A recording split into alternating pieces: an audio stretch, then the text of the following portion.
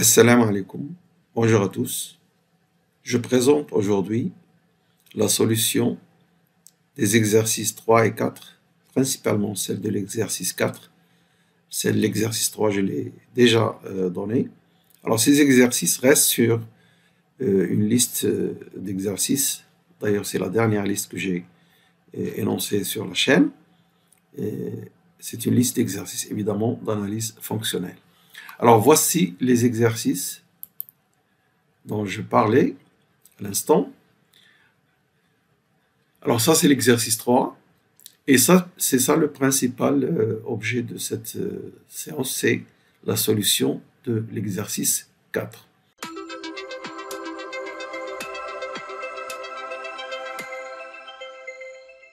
Pour donner la solution de cet exercice 3, je vais donner quelques rappels du cours.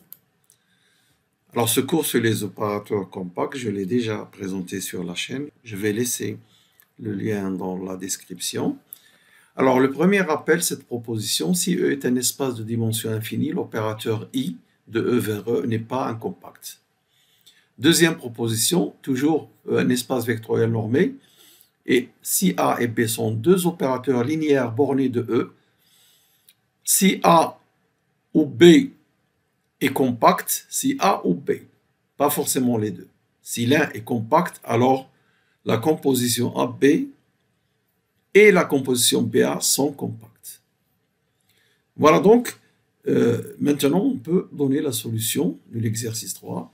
Alors, l'exercice 3 nous dit, comme vous avez pu voir, si T est un opérateur compact sur un espace de dimension infinie, alors 0 appartient au spectre. Alors pour répondre à cet exercice, nous supposons donc que 0 n'est pas dans le spectre. Et alors T est inversible. Et je peux donc écrire I égale T, T-1. E est dans l'énoncé de dimension infinie. Et ici, je vois que I est de la forme T, T-1 avec T compact. Alors I est compact. Ce qui contredit évidemment cette proposition 1. Et voilà donc 0 est dans le spectre de T dans les conditions de l'exercice, c'est-à-dire E de dimension infinie et T compact, alors 0 est toujours dans le spectre. Vous avez remarqué que nous avons utilisé aussi la proposition 2 pour affirmer que T-T-1 est compact lorsqu'on suppose que 0 n'appartient pas au spectre. Alors maintenant, nous allons revenir à l'énoncé de l'exercice 4. Nous allons terminer la solution de cet exercice. Je dis terminer parce que nous avons déjà répondu à la première question dans le cas n égale 1. J'ai fait une vidéo là-dessus pour démontrer que le noyau de T moins lambda I, sous les hypothèses que vous voyez ici, est de dimension finie. Avant de donner la solution générale pour n supérieur strictement à 1, je vais aussi démontrer que R de T lambda à la puissance n est fermé si n égale 1. Donc je ferai aussi cette question 2 avant pour n égale 1. Je donnerai ce résultat sous forme de proposition et je vais le démontrer. Après, je vais faire la démonstration dans le cas général pour n strictement supérieur à 1 et vous allez voir que la démonstration est très simple et dépend de la résolution de ces deux questions pour n égale 1. Alors, le résultat donc de la deuxième question pour n égale 1, je vais l'énoncer comme proposition 3, et je vais le démontrer après. Alors, soit E un espace de Banach et T un opérateur compact de E vers E. I l'identité de E, l'opérateur identité. Pour lambda non nul, lambda appartenant à C, l'image de T moins lambda I est fermée. Alors, pour pouvoir démontrer cette proposition, j'ai besoin de deux lemmes que nous avons vus sur des vidéos précédentes. Pour le lemme 1, c'était une vidéo sur les projecteurs. Et pour le lemme 2, c'est la dernière vidéo intitulée Spectre approximatif. Bon, alors le premier lemme, il nous dit que si E est un espace de Banach et G, un sous-espace vectoriel de dimension finie dans E, alors il admet un supplémentaire fermé dans E, un sous-espace vectoriel F fermé tel que E égale G plus F somme directe. Le lemme 2 nous dit que si E est un espace de Banach et T un opérateur compact de E vers E, si je pose S égale I moins T, et si F est un sous-espace vectoriel fermé de E, tel que S soit injectif de F vers E, alors on a cette propriété qui ne va pas nous servir aujourd'hui, mais on a aussi ce résultat. L'image R de S, qui est l'image de F par l'opérateur S, est fermée. S, qui va de F vers E, son image est fermée. Alors, j'aurais besoin aussi de cette remarque lorsque vous avez, L, une application linéaire entre deux espaces vectoriels et alpha, un scalaire non nul. L'image de L est égale aussi à l'image de l'opérateur alpha fois L. Vous savez que l'espace des opérateurs est un espace vectoriel, donc alpha fois L, ça a un sens. Alors, ils ont la même image, L et alpha L. Et vous avez aussi R de L que multiplier alpha, c'est-à-dire les éléments alpha T lorsque T parcourt R de L. Ceci est égal, cet ensemble est égal aussi aux deux ensembles précédents.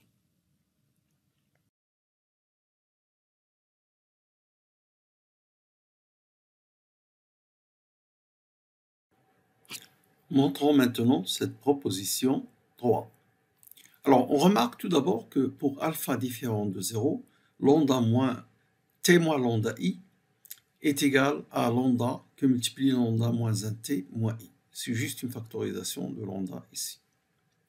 Et ceci donc s'écrit égal lambda que multiplie t1 moins i, où nous avons nommé cet opérateur, on l'a appelé donc t1. Bien. Donc, l'image de cet opérateur, c'est la même image que cet opérateur. Puisque lambda est non nul, d'après la remarque que je viens de faire, ici, donc l'image de cet opérateur, c'est l'image de T1 moins I. Donc, et T1, il est compact, parce que c'est égal à T qui est compact, qui multiplie une constante non nulle. Donc, si vous voulez montrer que cette image est fermée, il suffit de le faire pour quelque chose de la forme 1 compact moins I. Ou bien I moins ce compact T1, puisque entre T1 moins I et I moins T1, il y a juste une multiplication par moins 1, et donc toujours d'après la remarque que nous venons de voir. Alors donc nous allons le faire pour I moins T1, mais pour ne pas compliquer les notations, prenons T un opérateur compact, et nous allons montrer que I moins T, l'image de I moins T, est fermée, ce qui va entraîner la même conclusion pour T moins I et T lambda égale T moins lambda I grâce à ce que nous venons de dire ici. Bien, donc notons S égale I moins T, où T est un opérateur compact de E vers E. D'abord, je dis que le noyau de cet opérateur est de dimension finie. Il suffit d'appliquer la première question pour n égale 1. Ici, vous avez quelque chose, disons, T moins I. T moins I, alors c'est pour n égale 1. T moins 1 fois I. Et l'image de T moins I, c'est la même chose que l'image de S. Parce qu'il y a entre juste une multiplication par moins 1. Donc, ce noyau de S est de dimension finie. Alors, j'utilise maintenant le lemme 1. Il existe un supplémentaire F, un sous-espace vectoriel de E, supplémentaire de N de S. Et ce F est fermé.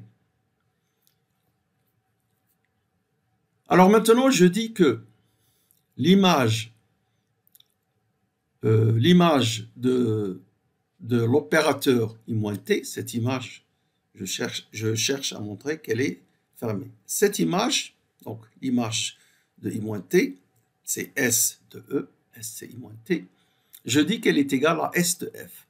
Alors pourquoi c'est égal à S de F? Parce que si vous prenez un élément X dans E, vous pouvez l'écrire, car on a une somme directe, vous pouvez l'écrire A plus B. Où A est dans N de S et B dans grand F. Maintenant, si vous appliquez S à X, vous trouvez S de X égale S de A plus S de B, par la linéarité. Mais S de A est nul, puisque A est dans N de S. Donc, finalement, vous trouvez S de X égale S de B. Ce qui veut dire que pour tout X, son image est de la forme image de quelque chose dans F. Donc, toutes les images des éléments 2 sont en fait des images d'éléments de F et on a donc l'égalité. D'ailleurs, je précise que je fais remarquer que l'inclusion dans ce sens, cette inclusion, elle est évidente puisque F est inclus dans E. Donc, on a bien l'image de E par cet opérateur égale S de F. Donc, il suffit que je montre que ce S de F est fermé. Mais avant, remarquons que S est injectif. S est injectif sur F. Pourquoi? Alors, si vous prenez, pour montrer qu'il est injectif, prenons un élément U non nul dans F. Si vous supposez que S de U, un élément U non nul de F, si vous supposez que S de U égale 0, c'est-à-dire vous supposez que S n'est pas injectif, alors vous trouvez que U est à la fois dans F et dans N de S, puisque S de U égale 0. Mais ça, c'est pas possible, parce que U est non nul, et il appartient aux deux. Vous savez qu'ils sont directs, parmi les caractéristiques, c'est l'intersection est réduite à l'élément nul. Donc, c'est pas possible, et donc, on peut pas trouver un élément U non nul tel que S de U égale 0. Et S est injectif. Alors maintenant, nous avons les hypothèses du lemme 2. Je rappelle le lemme 2. Vous voyez donc, ce qui m'intéresse, c'est juste ça. Vous avez S égale I moins T, T compact, S injectif, F fermé, S injectif de F vers E. Alors que dit le lemme 2? Il dit que S de F est fermé. Et nous avons les mêmes hypothèses ici. Et donc la conclusion, S de F est fermé. S de F, c'est quoi? C'est l'image de I moins T. L'image de I moins T est fermée. Donc, vous pouvez en déduire, puisque T est compact, que cette image et I-T l'image de I-T est fermée et l'image de T1- est fermée puisque c'est la même image et vous en déduisez. Donc pour T-lambda I est fermé.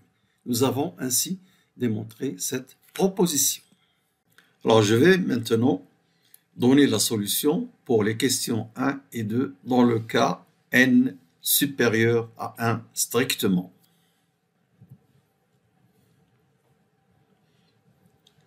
Voilà, donc nous allons montrer que n de t lambda puissance n, c'est-à-dire ça, est de dimension finie, et l'image de t lambda puissance n, cet opérateur, est fermé pour n supérieur à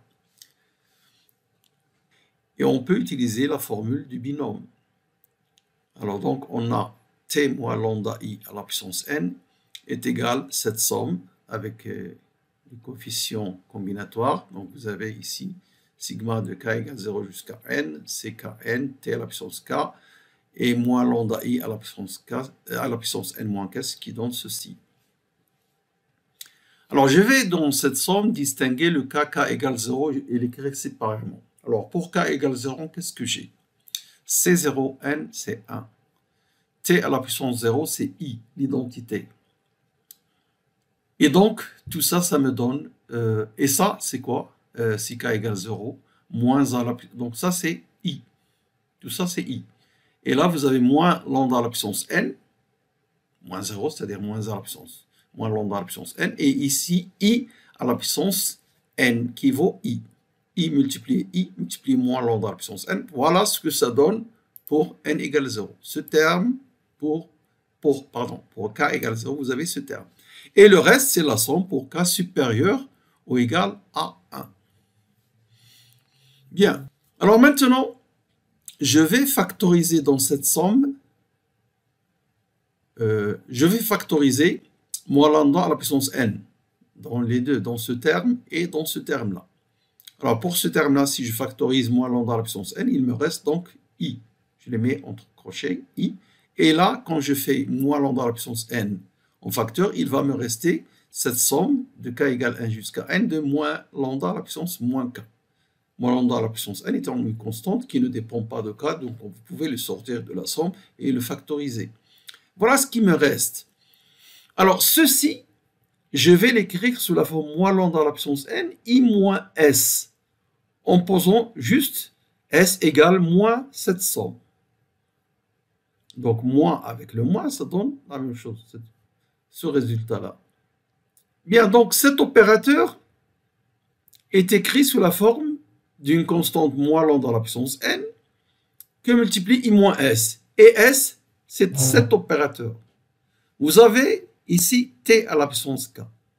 K supérieur ou égal à 1. Donc t à la puissance k est compact. Pour k égale 1, il est déjà supposé compact.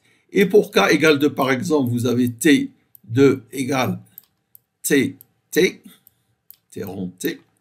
Nous avons dit que si l'un est compact, la composition est compacte. Donc, c'est un résultat que j'ai donné au début de la séance. Même chose pour T3. Vous avez T3 égale T2 qui multiplie T, etc. Donc, T à la puissance K pour K supérieur à 1 est un compact. Et vous avez ici une somme. Lorsque vous avez un compact, vous multipliez par une constante, ça reste un compact. Et vous avez une somme de compacts, et c'est un compact. Alors, vous pouvez dire pourquoi. Eh bien, sachez que là, le sous-espace vectoriel K des opérateurs compacts, K de E, compact de E vers E. J'ai dit sous-espace parce qu'il est un sous-espace vectoriel de L de E.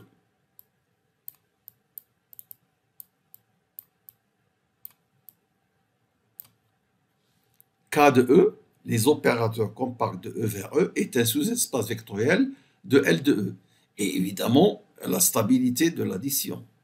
Vous avez des compacts, vous faites une somme finie, ça reste compact. Ça, c'est juste un rappel.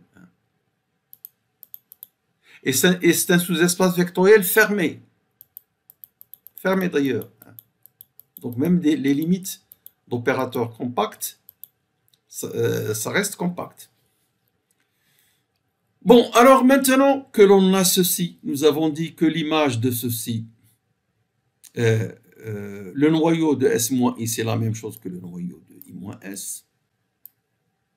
Bon, c'est pas la peine que je rappelle ça.